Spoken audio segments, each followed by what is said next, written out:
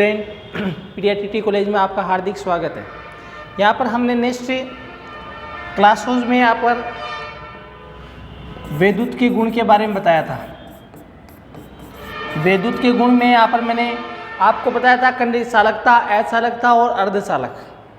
चालकता, अचालकता और अर्धचालक तीन प्रकार की थी। चालकता जिसमें विद्युत धारा का प्रवाह होता है, अचालकता जिसमें विद्युत धारा का प्रवाह बिल्कुल भी नहीं होता है, और अर्धचालक में मैंने बताया था कि यहाँ पर विद्युत धारा का प्रवाह होता भी और नहीं भी होता है। कहने का मतलब चालकता की तरह भी बिहेव करेगा और अचालकता की तरह भी बिहेव करेगा। अब उसी के मैंने टाइप्स में बताया था।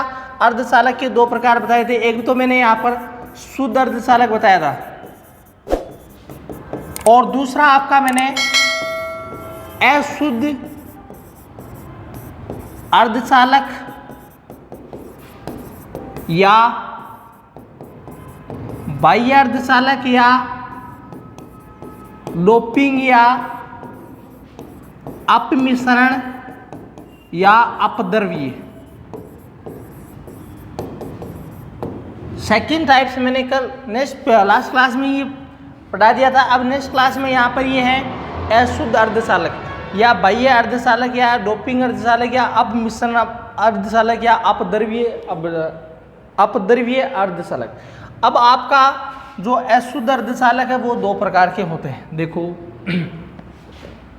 दूसरा है यहाँ पर अशुद्ध अर्धचालक।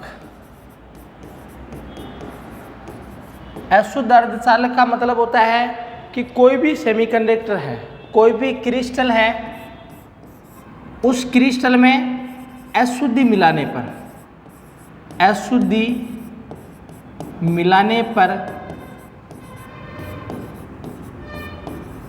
क्रिस्टल चालक की तरह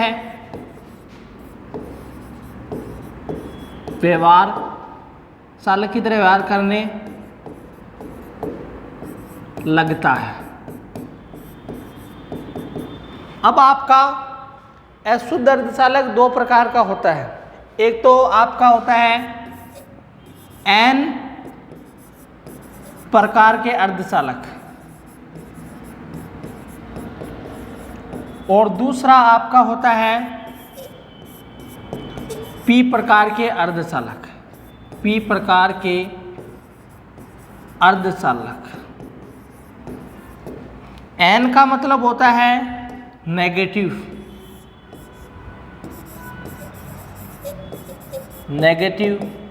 और पी का मतलब होता है यहाँ पर पॉजिटिव। एन का मतलब तो नेगेटिव और पी का मतलब होता है पॉजिटिव।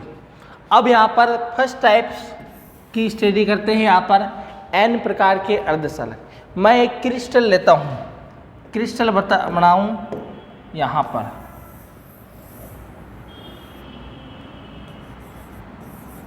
नेक्स्ट एक क्रिस्टल बनाऊँ। मैं यहाँ पर सिलिकॉन का क्रिस्टल बना दूँ इस प्रकार से, SI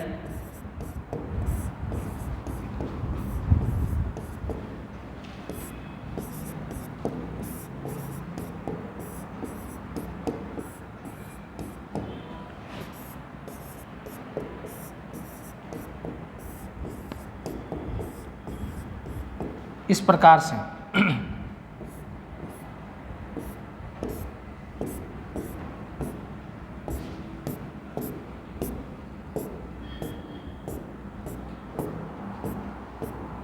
ये है आपकी क्रिस्टल संरचना। किसकी? सिलिकॉन की क्रिस्टल संरचना। क्रिस्टल संरचना। अब आपको पता है कि सिलिकॉन कार्बन फैमिली का है, कार्बन फैमिली का है। अब कार्बन हमेशा आपका 4 बॉन्ड बनाता है। कितने बॉन्ड यहाँ पर? 4 बॉन्ड बनाते हैं। देखो किस प्रकार से कि यहाँ पर एक सिलिकॉन 1 2 3 और ये 4। इसी प्रकार ये सिलिकॉन की बात करें तो 1 2 3 4 4 बॉन्ड बना रखा है। अब आपको पता है कि 4 बॉन्ड बनाऊं, 4 बॉन्ड सिलिकॉन बना रहा है, इसमें मैंने कोई डोपिंग या अशुद्धि मिला दी। अब अशुद्धि मिलाऊं मैं किस प्रकार से कि मैं अशुद्धि मैंने 15वें वर्ग के तत्व 15वें वर्ग के तत्व की अशुद्धि मिला दी। अब आपको 15वें वर्ग के तत्व में है आपका नाइट्रोजन NPAS SB और आपका BI। अब आपको इस 15वें वर्ग के तत्वों को प्लिटोजन भी बोलते हैं। प्लिटोजन, इसमें 5 बॉन्ड बनाते हैं, 5 बॉन्ड बनाते हैं। अब ये यहाँ से ये फास्फोरस इस सिलिकॉन के साथ में बॉन्ड बनाएगा तो यहाँ से सिलिकॉन अपना स्थान छोड़कर यहाँ पर आपका ये फॉस्फोरस ऐड हो जाएगा। अब आपको पता है कि फॉस्फोरस 4 बॉन्ड बनाता है, तो देखो यहाँ पर फॉस्फोरस ने आपको 1 बॉन्ड, दूसरा बॉन्ड, तीसरा बॉन्ड और ये 4th बॉन्ड, 4 बॉन्ड बना लिए। अब बॉन्ड बच गया 1।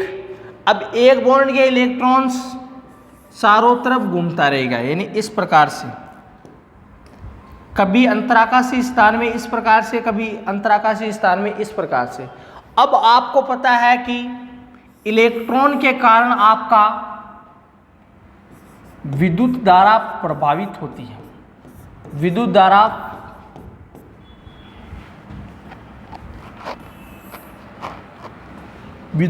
प्रवाहित होती है।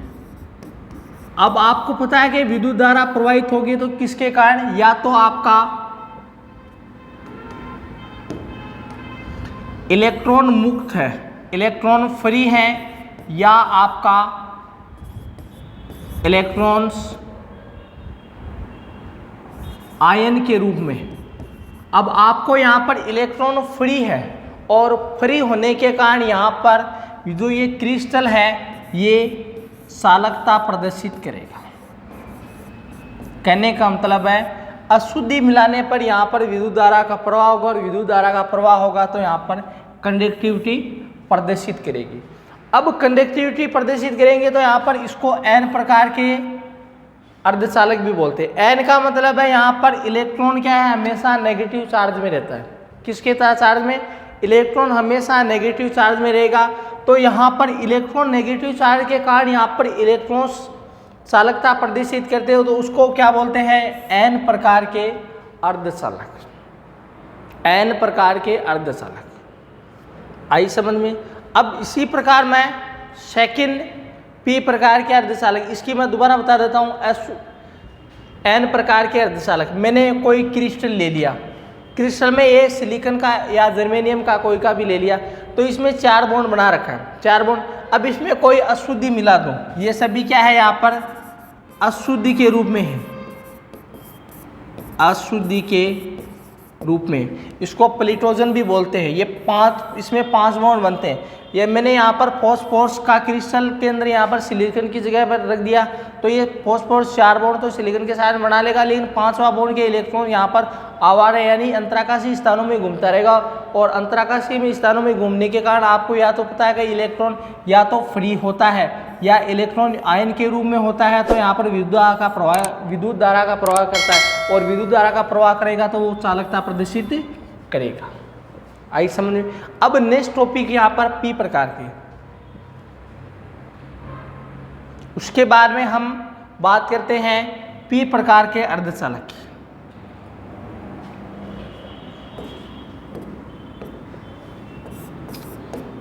P प्रकार के अर्धचालक, P का मतलब है यहाँ पर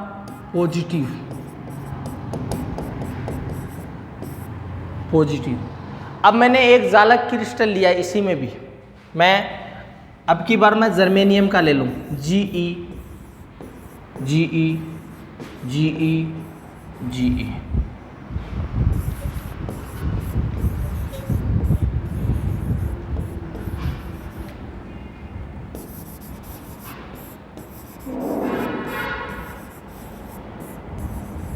इस प्रकार से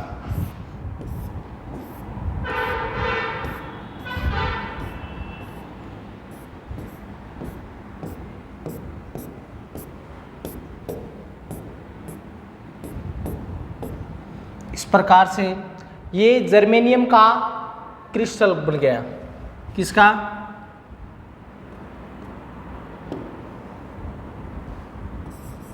germanium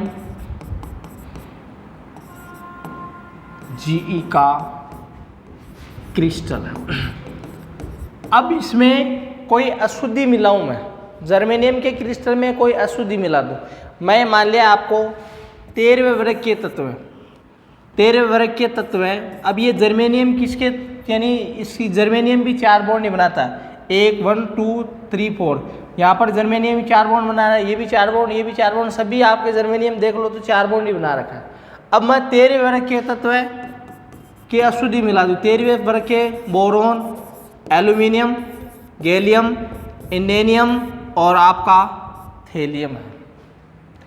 boron, aluminium, gallium, indium, thallium. अब आपको इसको बोरोन फैमिली के नाम से भी जानते हैं, बोरोन फैमिली के नाम से भी जानते हैं। अब आपको पता है कि ये बोरोन फैमिली 3 बॉन्ड बनाते हैं। कितने बॉन्ड? 3 बॉन्ड ही बनाते हैं इस प्रकार से। अब यहाँ पर इस क्रिस्टल में जर्मेनियम को हटाकर इसकी जगह मैंने एल्यूमिनियम रख दिया।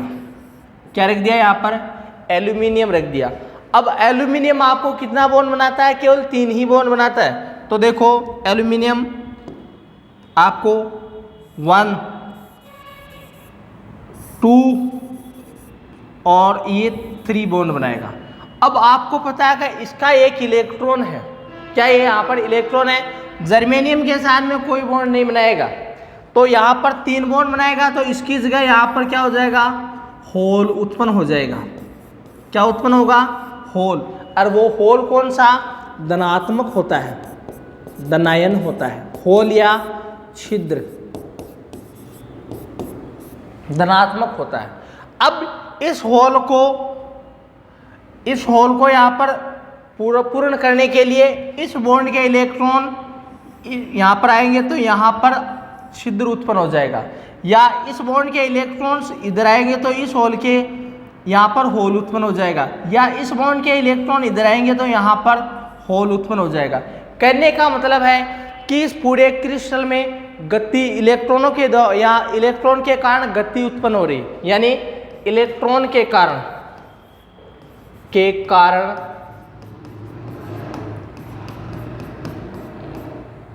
पूरे क्रिस्टल में